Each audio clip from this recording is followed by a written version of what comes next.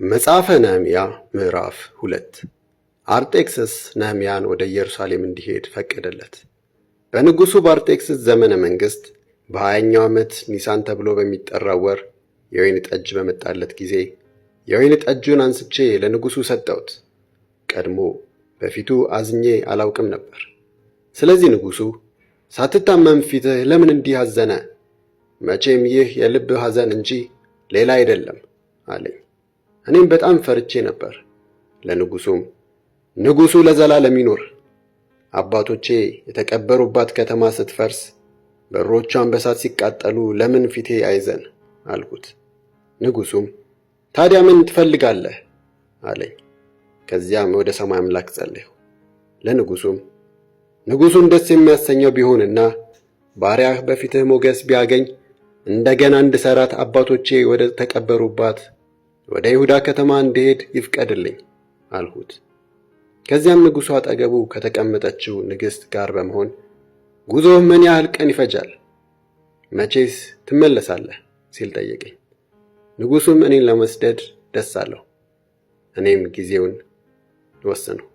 ደግሞም እንዲህ አልሁት፣ ንጉሡን ደስ የሚያሰኘው ቢሆን ይሁዳ እስክደርስ ድረስ በደህና እንዲያሳልፉኝ ከኤፍራጥስ ማዶ ላሉት አገረ ገዦች ደብዳቤ ይሰጠኝ። እንዲሁም ለንጉሡ ደን ጠባቂ ለአሳፍ በቤተ መቅደሱ አጠገብ ላለው ግንብ በሮች፣ ለከተማይቱ ቅጥርና እኔም ለምገባበት ቤት ሰረገላ የሚሆን እንጨት እንዲሰጠኝ ደብዳቤ ይጻፍልኝ።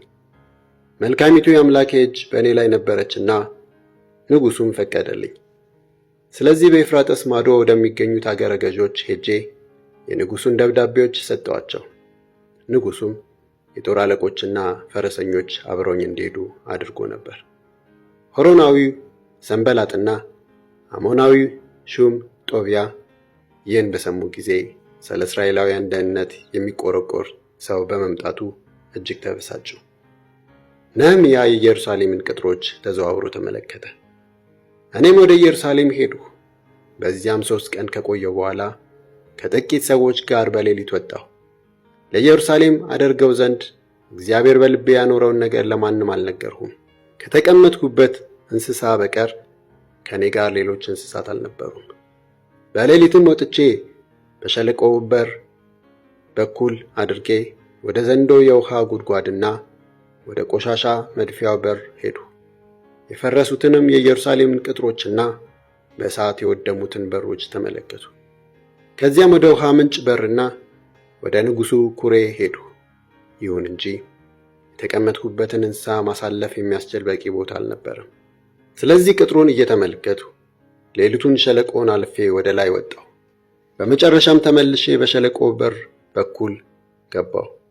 ለአይሁድ ወይም ለካህናቱ ወይም ለመኳንንቱ ወይም ለሹማምቱ ወይም ሥራውን ለሚሰሩት ሰዎች ገና ምንም የተናገርኩት ነገር ስላልነበረ ወዴት እንደሄድሁ ወይም ምን እንዳደረግሁ ሹማምቱ አላወቁም። ከዚያም ያለንበትን ችግር ይኸው ታያላችሁ፣ ኢየሩሳሌም ፈርሳለች፣ በሮቿን በእሳት ጋይተዋል። አሁንም ኑና የኢየሩሳሌምን ቅጥር እንደገና እንስራ፣ ከእንግዲህስ መሳለቂያ አንሆንም አልኋቸው። እንዲሁም መልካሚቱ የአምላኬ እጅ በእኔ ላይ እንደነበረችና ንጉሡም ምን እንዳለኝ ነገርኋቸው። እነርሱም እንደገና መስራቱን እንጀምር ካሉ በኋላ ይህን መልካም ሥራ ጀመሩ። ነገር ግን ሆሮናዊው ሰንበላጥ፣ አሞናዊው ሹም ጦቢያና አረባዊው ጌሳም ይህን ሲሰሙ አፌዙብን፣ አንቋሸሹንም። እንዲሁም የምታደርጉት ይህ ምንድን ነው? በንጉሡ ላይ ልታምፁ ትፈልጋላችሁን? አሉ።